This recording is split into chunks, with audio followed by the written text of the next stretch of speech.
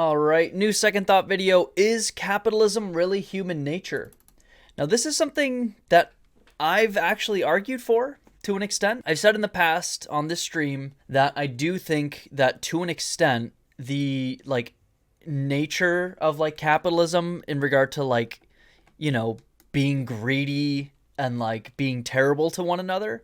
I part of me thinks that that is part of being a selfish biological being, and humans are animals, and that's just kind of what we do as well, in my opinion. I've watched other videos and read certain things, countering that, saying that actually the things socialists want could also be considered human nature. So let's see how Second Thought interprets this question. Socialism sounds good in theory, but it could never work in real life. People are too competitive, too greedy, too selfish, too cruel, too violent, too... That's kind of what I was saying at the top. Now, with that said, I guess the part I didn't clarify is I do think those are natural things that biological beings do. We humans are in the unique position to be highly intelligent, and we can look at those things and recognize that they are negative, and we can overcome them. And we can achieve something that isn't so greedy and selfish and competitive. Something closer to what socialists want. I think we can achieve those things, but I think they do involve overcoming some of those, more biological, inclinations. Just wait till you hit your 30s and you'll grow out of it. And I understand why. I turn 29 in a couple of days. I've only got one more year of being socialist leaning, and then I'll be a capitalist forever. But this has very little to do with socialism, and as a justification for capitalism, it's a very strange one. Yeah. Don't misconstrue what I'm saying. Maybe I do tend to think humans as biological beings have those selfish tendencies. I don't think that means because we have those tendencies, we need to just be capitalist. I think we need to recognize those tendencies and overcome them, and that would probably result in something that looks more like what socialists describe.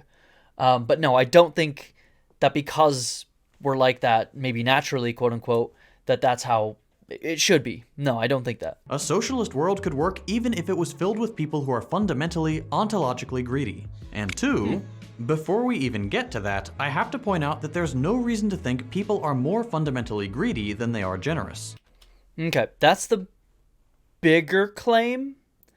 I think we can achieve a society where everyone is generous and selfless, and that becomes second nature because that is what parents teach their kids. Those kids grow up and teach those principles to their kids, but that will require learning and teaching. The simple fact that selfishness and greed exist is not a justification for building an economic system that rewards that behavior. Absolutely. If you believe that humans are naturally selfish, rather than believing that it's something we're capable of and that we're equally capable of kindness, and most of the time we just flip-flop between the two, that's fine. Kindness is harder. Being generous is more difficult than being selfish. Being empathetic is more difficult than being selfish. I sincerely believe that. I do fundamentally believe this. I think being greedy, being mean, being selfish, I think those are things that come naturally. And that being generous and empathetic and selfless are things that need to be taught. It doesn't logically follow that selfishness and greed should be the ticket to wealth and power in our society. Agreed there. Again, he's saying a lot of things I agree with. Just because it is maybe in our nature, whether it is or isn't, doesn't mean we need to use that to inform the way we run our society. I absolutely agree with that. Nobody ever saw a dog make a fair and deliberate exchange of one bone for another with another dog. But we people, we're human because we are driven towards profit by trade. And therefore capitalism is just the inevitable social system that results from individual behaviors. That was an awful argument, and sounds exactly like someone from Adam Smith, 18th century, an argument an 18th century thinker would make. But yeah, looking at it, 200 plus years later, 250 plus years later, terrible argument that holds no ground, in my opinion. The problem is that Smith just made this up. He made it up.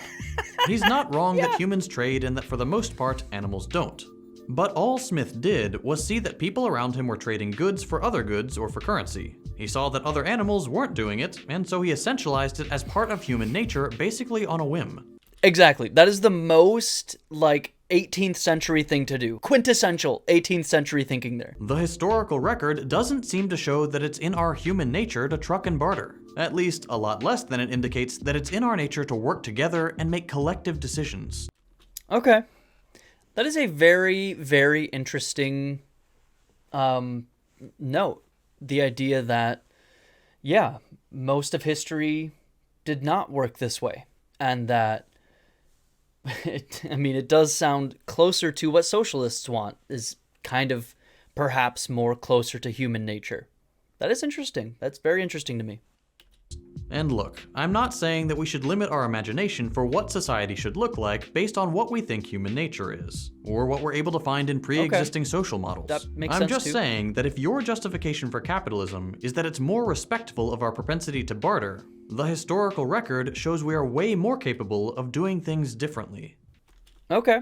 That was a very clean dismantling of the idea that, if that's your claim of what capitalism is, why capitalism is there, it just doesn't fit the historical context. Very good job by second thought. Socialism, when we talk about human nature, is often viewed as a society where everything is the same as it is right now, except that people share.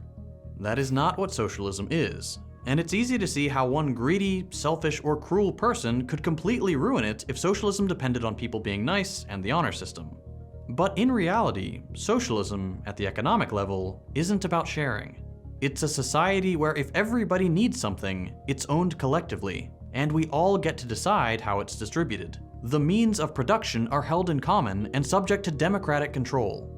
Instead of individual business owners making decisions about production to serve their self-interest and submitting them to the market for review, and so be it if some people get none and others get almost everything, under socialism, the things that affect all of us are decided by all of us. That all sounds great to me. That all sounds like perfect. If that's what socialism is, then yeah, I think he's talking in very broad terms. Obviously, there's lots of different kinds of socialism. It's its own little universe of countless theories. But very broadly speaking, if wanting those things is enough to make you a socialist, then fine, you can call me a socialist. The specifics, and I say this all the time, the specifics I'm a little bit lost on, just because I have done no research on them. But all of those things he described sound great, and I would love, if you're watching this on YouTube, to let me know in the comments if you disagree with me, or if you disagree with me, because I get most of the people who find my videos on YouTube are people who don't who are conservatives, period. Pro-capitalist conservatives are the people who seem to find my videos, which is not my demographic I'm trying to target. So I need to get better about tags or SEO or something. But if you're one of those people, and it seems statistically you likely are if you're watching this video right now, what about that sounds wrong? What about what he just described there sounds off to you? I'm very curious. All socialism means is that for decisions of societal importance, it's only right that a democratic process applies. I would agree with that.